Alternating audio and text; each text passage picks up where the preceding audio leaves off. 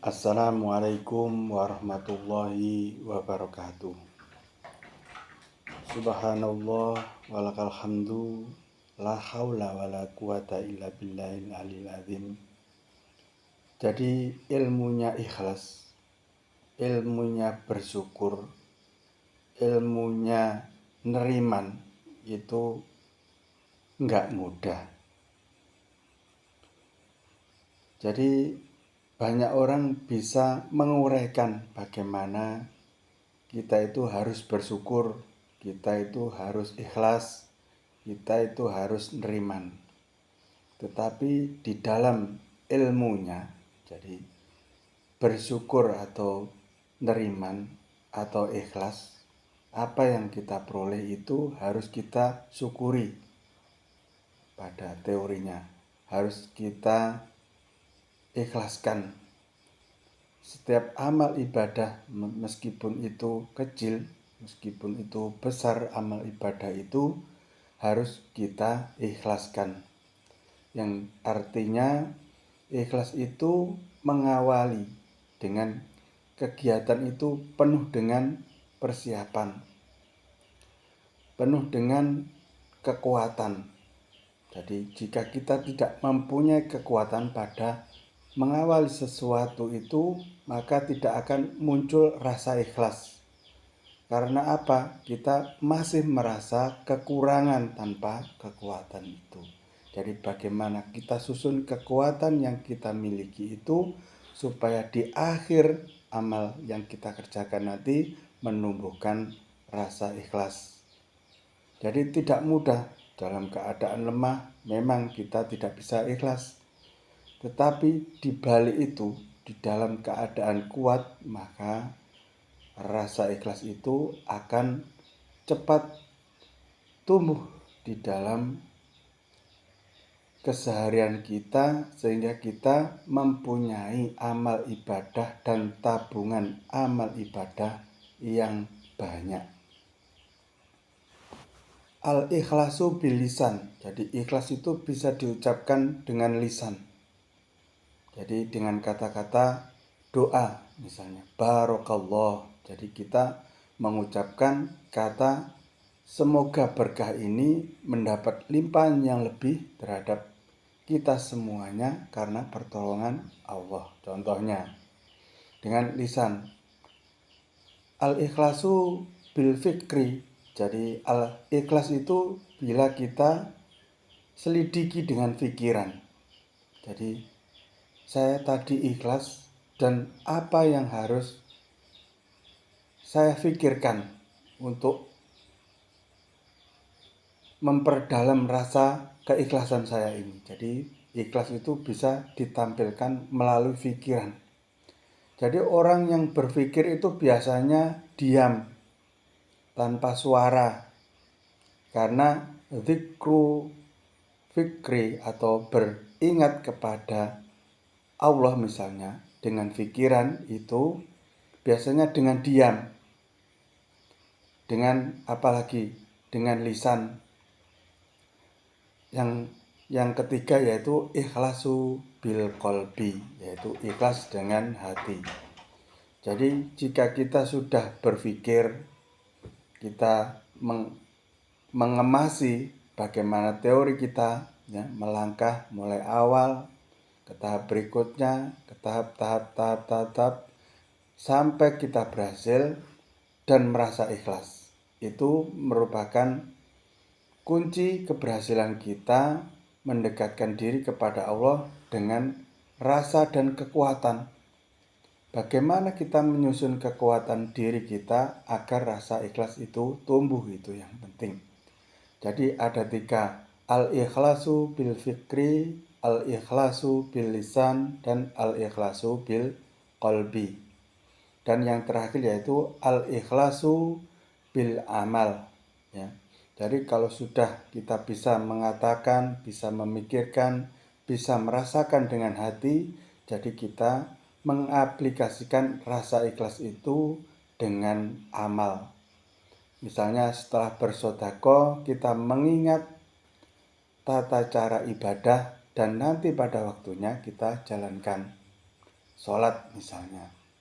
Jadi setelah ikhlas, ada sebelum sholat itu amalan dengan 2 sujud misalnya, dengan 3 sujud misalnya, dengan 3 rukuk misalnya, ataupun nazar-nazar kita yang sudah kita gagaskan dalam hati kita, yaitu nadru biqalbi, atau gagasan yang sebelum keberhasilan itu kita gigihkan di dalam hati kita agar kita nanti setelah mendapat keberhasilan kita kerjakan. Misalnya setelah berhasil kita bersujud syukur misalnya. Jadi ada empat kegiatan dalam membina keikhlasan, yaitu berpikir, yang kedua mengucapkan, yang ketiga merasakan dalam hati, yang keempat mengamalkan. Jadi dalam rangkaian ini tidak mudah. Meskipun ringkasannya itu sependek ini, tetapi jika kita kerjakan dalam keseharian kita, bisa untuk menumbuhkan waktu yang panjang, bertahun-tahun begitu ya.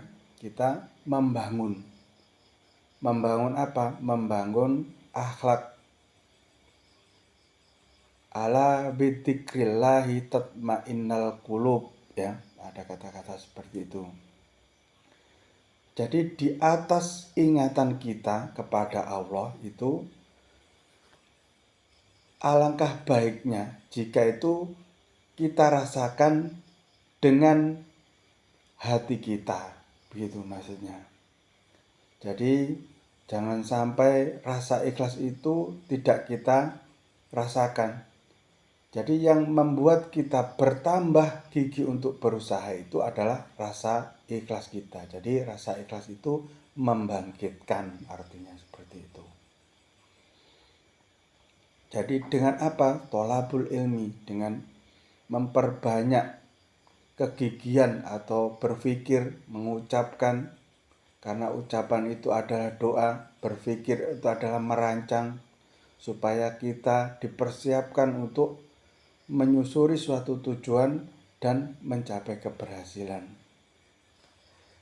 Dan di samping itu, kita perlu juga mawas diri, menghitung-hitung apakah ya modal kita cukup untuk menaruh rasa ikhlas ini nanti setelah amal ibadah yang kita kerjakan. Jadi kita persiapkan modal apa? Pertama doa, yang kedua adalah belajar, yang ketiga adalah mencari. Di dalam kegiatan belajar biasanya kita disibukkan mencari tujuan-tujuan maupun kaitan-kaitan, arti-arti, ya, dan pendekatan-pendekatan dan kesamaan-kesamaan pandangan terhadap teman-teman yang lain. Jadi perlunya saling terbuka di dalam belajar itu, makanya belajar adalah kegiatan yang dinamakan tholabul ilmi atau kegiatan beramal saleh. Jadi membimbing diri kita menuju kesalihan. Kesalihan itu apa? Kesalihan adalah amal ibadah yang menuaikan hasil kebaikan. Nah, jadi kita rajin ya membaca Al-Fatihah misalnya. Setiap hari kita membaca Al-Fatihah.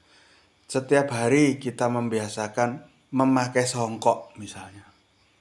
Tanpa tahu apa itu manfaatnya, misalnya ini ya. Misalnya pada awalnya kita tidak tahu. Tetapi lama-lama hanya dengan mempraktikkan kita merasakan manfaatnya misalnya. Dan terkadang orang mencari ilmunya lebih dahulu, tetapi begitu manfaatnya sudah tahu di suatu pencarian, dalam mencari sebuah ilmu itu kita sudah mengetahui manfaatnya tetapi belum pernah mempraktekkan. Jadi mempraktekkan itu juga butuh modal karena harus beli songkok misalnya. Dan songkok kalau hanya pakai celana pendek kan nggak pas, biasanya harus beli celana misalnya, harus beli sarung, harus beli baju bersih yang pantas, yang pas gitu. Nah, jadi membina akhlak kita itu perlu modal. Kadang-kadang modal apa? Modal baju. Serangkaian baju yang pas. Itu baru afdol namanya. Afdol itu apa? Afdol itu adalah sebaik-baik pilihan. Maksudnya setepat-tepat pilihan dalam 4 hal itu tadi. Yaitu bil fikri, bil lisan, bil kolbi, dan bil amal. Ya, makanya itu ar-rizki bil arba. Jadi dengan 4 kegiatan. Ya, jadi rezeki itu dapat kita raih dengan 4 kegiatan. Nah, jadi anzina rizkun minnallahu ta'ala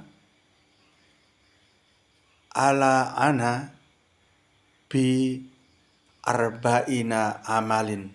Nah, jadi dengan 4 amalan. Yang pertama yaitu amalannya yaitu berpikir. Yang kedua amalannya itu dengan mengucapkan, melatih mengucapkan kemauan kita. Makanya kita ingat akan tujuannya. Jika kita sudah ingat kepada tujuan kita, maka kita berusaha untuk mencapainya. Yaitu tujuan belajar mengucapkan dengan lisan. Yang ketiga yaitu berusaha merasakan amal ibadah yang kita kerjakan itu benar atau salah, urut atau tidak misalnya, tepat atau tidak waktunya, tempatnya misalnya.